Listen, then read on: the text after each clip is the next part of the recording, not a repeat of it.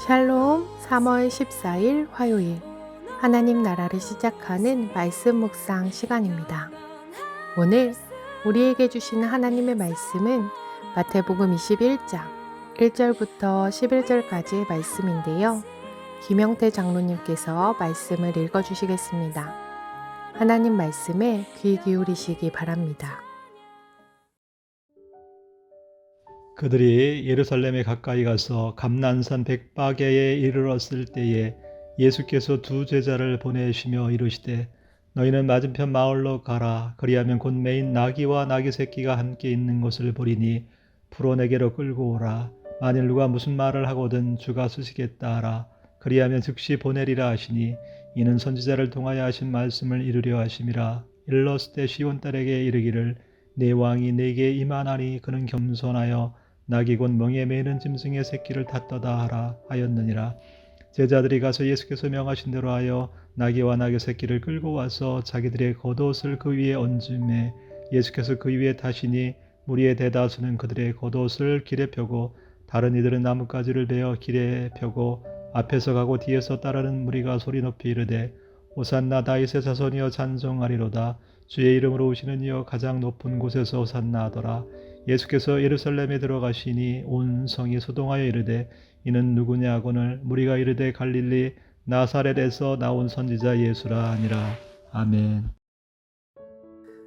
넷플릭스 나는 신이다. 신이 배신한 사람들에서는 자신을 메시아라 이야기하는 이들이 나옵니다.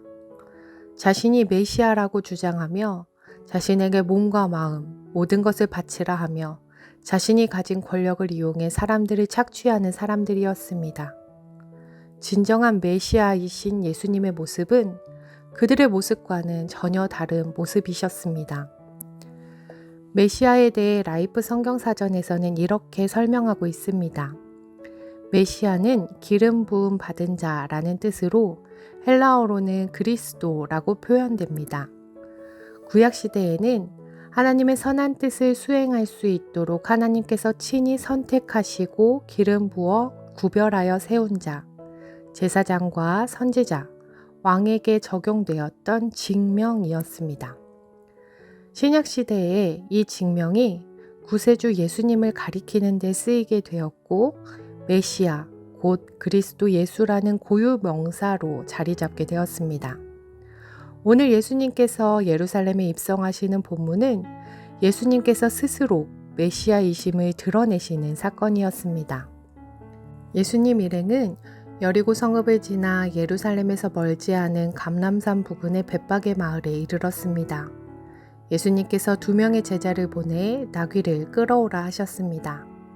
감람산에서 예루살렘 성읍까지의 거리는 불과 2-3km 정도에 불과했습니다.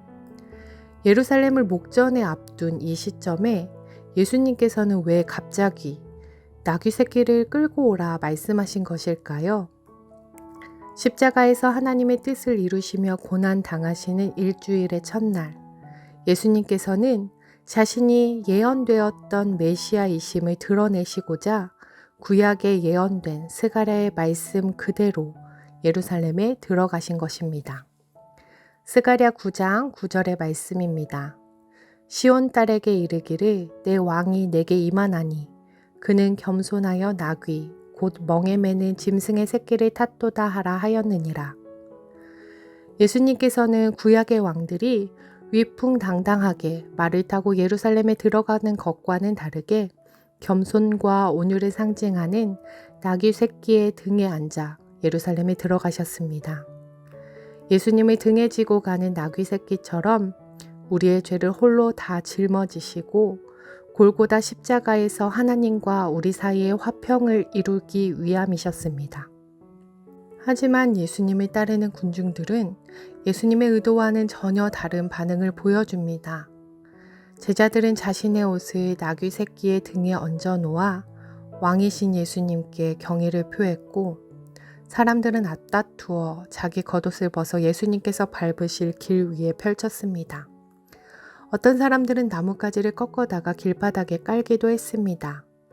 왕이나 전쟁에 승리한 지휘관을 환영했던 방식으로 예수님을 환영한 것입니다. 또 사람들은 예수님의 앞뒤로 함께 행진하며 환호합니다. 호산나 다윗의 자손이여, 찬송하리로다 주의 이름으로 오시는 이여, 가장 높은 곳에서 호산나. 이들이 이렇게 외치며 예수님을 환영했던 이유는 예수님께서 유대인의 왕이 되어 로마의 압제에서 자유와 해방을 주시고 신적 축복을 가져다 주시는 정치적 메시아로 생각했기 때문입니다. 이들의 이렇게 열광적이었던 환호는 예수님께서 정치적 메시아가 아니라는 사실을 확인한 뒤에는 예수님을 십자가에 못 박으라고 하는 외침으로 바뀌게 됩니다. 예루살렘 온 성이 소동하며 이 사람은 누구냐 질문을 던집니다. 오늘 하나시를 듣고 있는 우리에게도 동일한 질문이 던져집니다. 평화의 왕으로 하나님과 우리의 단절된 관계를 이어주시기 위해 오신 예수님으로 우리는 예수님을 맞아들이고 있나요? 아니면 단지 우리의 삶의 문제만을 해결해 주실 분으로만 예수님을 맞이하고 있나요? 나의 기대와 나의 생각과 내 간구와는 다른 예수님의 모습으로 인해 예수님을 십자가에 못 박으라 소리치는 군중이 되어버리지는 않았나요? 예수님은 다윗의 자손으로 왕으로 오신 분이십니다. 구약에 예언되어 있던 그 메시아로 오신 분이시며 평강의 왕으로 하나님과 우리 사이를 화목케 하러 오신 분이십니다. 하지만 예수님께서 예루살렘에 입성하는 그 순간까지도 군중들도 예수님의 제자들까지도 예수님이 누구신지 어떠한 의미의 메시아이신지 이해하는 자들이 없었습니다.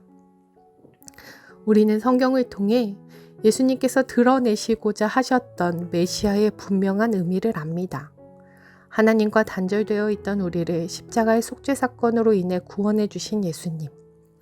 그 사건으로 인해 우리에게 주어진 죄에서 해방된 하나님의 나라를 이루며 살아가는 높은 뜻 우신 성도 되길 간절히 소망합니다. 기도하겠습니다. 사랑의 하나님, 우리를 구원하시고자 예수님을 이 땅에 보내주시고 하나님의 뜻을 이루셨습니다. 예수님은 우리의 죄를 지시고 하나님과 우리의 단절된 관계를 십자가를 통해 회복시키셨습니다. 평화의 왕으로, 겸손의 왕으로 오신 예수님의 사랑을 기억하는 사순절 되기 원합니다. 예수님의 메시아 되심을, 진정한 메시아의 의미를 기억하는, 또 그리하여 맞이하고 호산나 찬양하는 우리가 되게 하옵소서. 감사드리며 예수님 이름으로 기도드립니다. 아멘. 말씀을 기억하며 메시아 예수님을 기억하는 기도의 자리로 나아가겠습니다.